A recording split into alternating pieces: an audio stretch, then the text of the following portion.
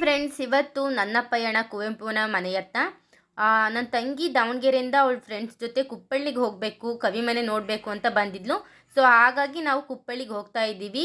ಗೊತ್ತಲ್ವಾ, ಗೌರ್ಮೆಂಟ್ ಬಸ್ಸಲ್ಲೇ ಕೂಡ ಎಲ್ಲರೂ ವೆಯ್ಟ್ ಮಾಡಿ ಕಾದಿದ್ದು ಹೋಗ್ತಾ ಇದ್ದೀವಿ. ಆ್ಯಂಡ್ ಆನ್ ದ ವೇ ಮಧ್ಯದಲ್ಲಿ ನಾವು ತೀರ್ಥಹಳ್ಳಿಲಿ ಇಳ್ಕೊಂಡಾಗ ಅಲ್ಲಿ ತೀರ್ಥರಾಮೇಶ್ವರ ಟೆಂಪಲ್ ತುಂಬ ಫೇಮಸ್ ಅಂತ ಗೊತ್ತಾಗಿ ತೀರ್ಥರಾಮೇಶ್ವರ ದೇವಸ್ಥಾನಕ್ಕೂ ಕೂಡ ಹೋಗಿ ಅದನ್ನು ಕೂಡ ನೋಡ್ಕೊಂಡು ಹೋಗ್ತಿದ್ವಿ. ಆ್ಯಂಡ್ ಬಸ್ಸಲ್ಲಿ ಸೀಟ್ ಇಲ್ಲದೆ ಇರೋ ಕಾರಣ ಎಲ್ಲರೂ ಕೂಡ ಕೆಳಗೆ ಕೂತ್ಕೊಂಡಿದ್ವಿ.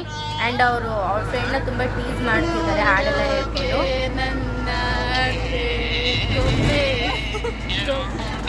ರಿಯಾಕ್ಷನ್ ನೋಡಿ ಹೇಗಿದೆ.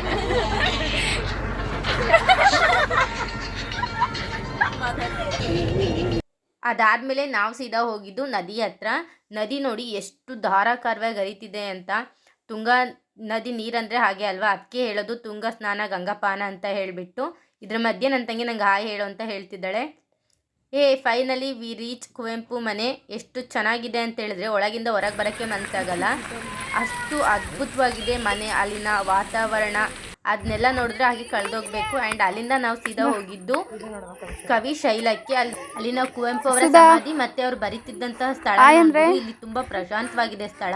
ಮತ್ತೆ ಆಗಲೇ ತುಂಬ ಲೇಟ್ ಆಗಿರೋದ್ರಿಂದ, ಸಂಜೆ 6 ಗಂಟೆ ಆಗಿರೋದ್ರಿಂದ ವ್ಯೂ ಕೂಡ ಇಲ್ಲಿ ಎತ್ತರದಿಂದ ತುಂಬ ಚೆನ್ನಾಗಿತ್ತು. ನೀವು ಕೂಡ ಕುಪ್ಪಳ್ಳಿ ಅಥವಾ ತೀರ್ಥಹಳ್ಳಿಗೆ ಹೋದರೆ ಇಲ್ಲಿಗೆ ಒಂದ್ಸತಿ ಹೋಗಿ ಬನ್ನಿ.